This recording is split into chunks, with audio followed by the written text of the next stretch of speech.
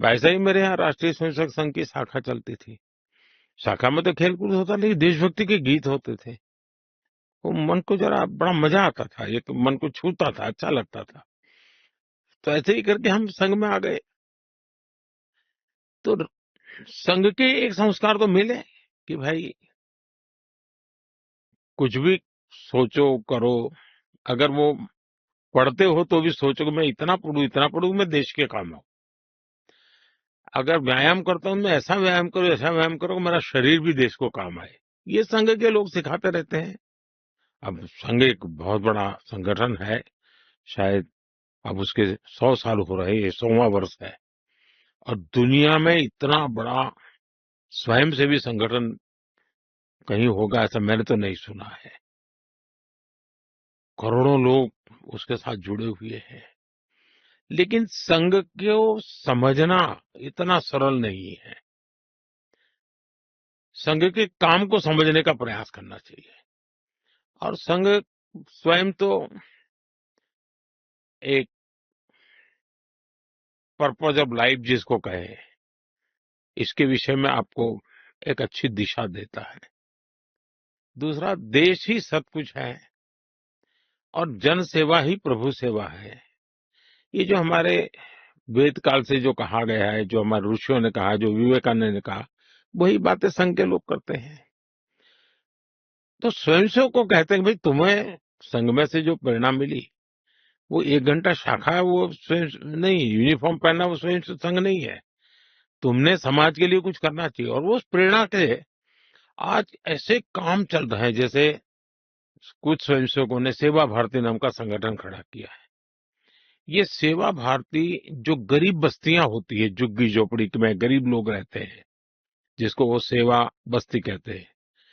मेरी मोटी मोटी जानकारी है, करीब 1.25 लाख सेवा प्रकल्प चलाते हैं वो।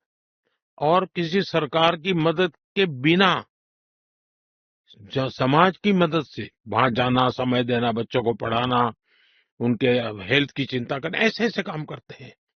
संस्कार उनके अंदर लाना, उस इलाके में स्वच्छता का काम करना, यानी बिल्कुल 1.25 लाख एक छोटा नंबर नहीं है। वैसे कुछ स्वयंसेवक हैं, संघ में से ही गढ़े हुए हैं, वो वनवासी कल्याण आश्रम चलाते हैं। और वो जंगलों में आदिवासियों के बीच में रह करके आदिवासियों की सेवा करते। 70,000 से ज्यादा वन टीचर वन स्कूल एकल विद्यालय चलाते हैं। और अमेरिका में भी कुछ लोग हैं जो उनको लिए शायद $10 या $15 का डोनेशन करते हैं इस काम के लिए। और वो कहते हैं कि एक कोका कोला नहीं पीनी है इस महीने, एक कोका कोला मत पियो और उतना पैसा ये एकल विद्यालय को दो। अब 70,000 एकल विद्यालय आदिवासी बच्चों को पढ़ाने के लिए करना। कुछ स्वयंसेवकों ने शिक्षा में क्रांति लाने के लिए विद्या भारती नाम का संगठन खड़ा किया। करीब 25,000 स्कूल चलते हैं उनके देश में। और 30 लाख से छात्रा एट अ टाइम होते हैं। और मैं मानता हूं तक करोड़ों विद्यार्थियों को और बहुत ही कम दाम में पढ़ाई हो और संस्कार को भी प्राथमिकता हो, जमीन से जुड़े हुए लोग हो, कुछ न कुछ हुनर सीखे, समाज पर बोझ न बने। यानी जीवन के हर क्षेत्र में वे, चाहे महिला हो, युवा हो, इवन मजदूर, शायद उन मेंबरशिप के हिसाब से मैं कहूं तो भारतीय मजदूर संघ है, शायद उसके 55,000 के करीब यूनियंस है शायद। और करोड़ों की तादाद में उनके मेंबर्स हैं। शायद दुनिया में इतना बड़ा लेबर यूनियन कुछ नहीं होगा। और सिखा कैसा जाता है, लेफ्टिस्ट लोगों ने मजदूरों की मूवमेंटों को बड़ा बल दिया।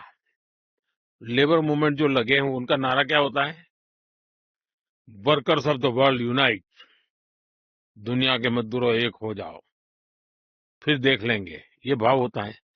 ये मजदूर संघ वाले क्या कहते हैं, जो आरएसएस की शाखा से निकले हुए स्वयंसेवक मजदूर संघ चलाते हैं, वो कहते हैं वर्कर्स यूनाइट द वर्ल्ड।